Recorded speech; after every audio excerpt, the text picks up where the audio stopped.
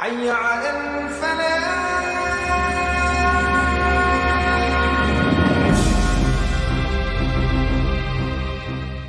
Nah, pada akhirnya setelah panjang lebar saya sampaikan soal revolusi akhlak ini, jangan ada yang berpikir revolusi akhlak itu kalau dengar kata revolusi, revolusi bersenjata atau revolusi pemberontakan. Habib Musin, enggak betul.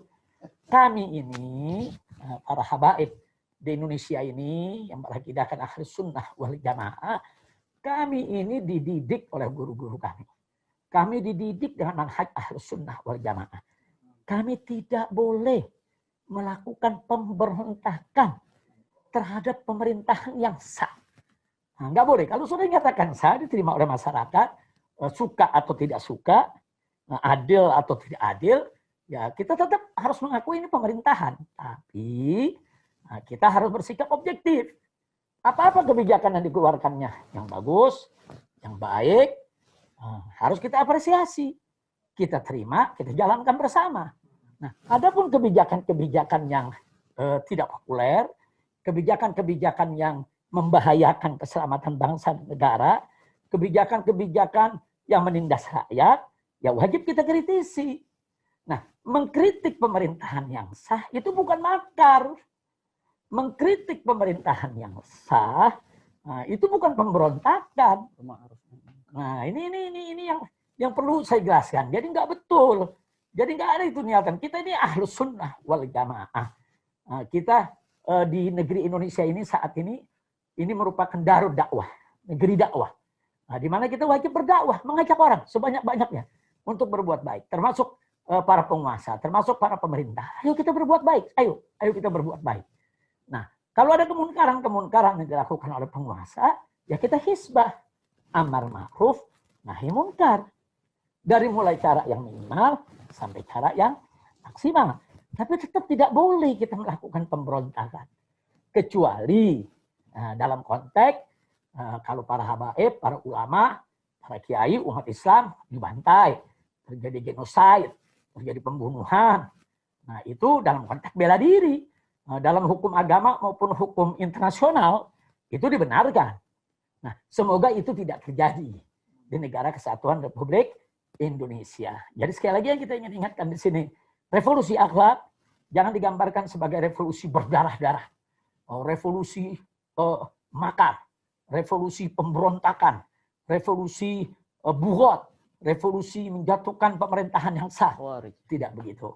Atau disebut khawarij. Enggak begitu. Kita harus sunnah wal jamaah. Kita selalu membuka diri.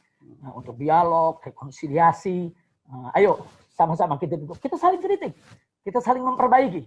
Nah inilah dakwah dan hisbah inda ahli sunnati wal jamaah. Nah karena itu di sini juga saya ingin ingatkan bahwa kalau kita bicara tentang revolusi, revolusi itu kan perubahan cepat. Loh kenapa harus cepat? Karena kalau ditunda-tunda ini membahayakan persatuan kesatuan negara Republik Indonesia. Nah, mana-mana yang harus segera diperbaiki. Nah, itu namanya revolusi. Apalagi ada tambah kata akhlak. Revolusi, akhlak. Ya berarti revolusinya itu harus berakhlak. Nah, karena itu saya minta kepada semua pihak, ayo stop sudah kegaduhan ini. Mau sampai kapan kita terus bergaduh? Nah, kemudian yang tidak kalah pentingnya, kalau kita menyatakan jihad. Nah, ada lagi nih. Orang kalau dengar kata jihad ini, selalu diidentikan dengan ISIS, dengan teroris, dengan pemenggalan kepala, dengan perbuatan-perbuatan yang mengerikan. Enggak begitu. Jihad itu memang pada makna terminologi dia merupakan makna perang.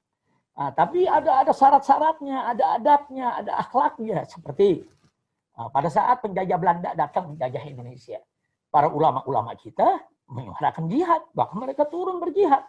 Ada Teguh Umar di Aceh dengan Cut Nyahdin, ada Imam Bonjol di Sumatera Barat, ada Pangeran Diponegoro, yaitu di tanah Jawa. Mereka semua berjihad. Nah, konteks pada saat itu yang dihadapi oleh beliau-beliau, yaitu melawan penjajah. Memang harus jihad, harus berdarah-darah. Nah, tanpa adanya Teku Umar, Cut Nyak, tanpa ada Pangeran Hasanuddin, tanpa adanya Imam Bonjol, kemudian Diponegoro dan lain sebagainya, bagaimana kita mau merdeka dari penjajahan? Nah, itu konteks jihad. Begitu juga pada saat kita awal kemerdekaan. Kemudian Belanda membonceng Inggris, ingin menjajah kembali ke Indonesia. Apa yang dilakukan para ulama? Almarhum Al-Makturullah Hadratul Syekh Yai Haji Hasyim Asy'ari mengajak para ulama, pondok-pondok pesantren semua dengan resolusi jihadnya, kemudian didukung oleh Muhammadiyah dalam kongresnya di Yogyakarta. Akhirnya terjadi gerakan jihad yang luar biasa, mengusir para penjajah untuk mempertahankan kemerdekaan Republik Indonesia. Dalam konteks itu jihad wajib. Nah, jadi jangan juga kita mendengar kata jihad kemudian dikaitkan dengan hal-hal yang merusak. Nah, nggak betul. Nah, di Indonesia saat ini, kita ini bukan darul jihad, tapi darul dakwah. Darul hisbah.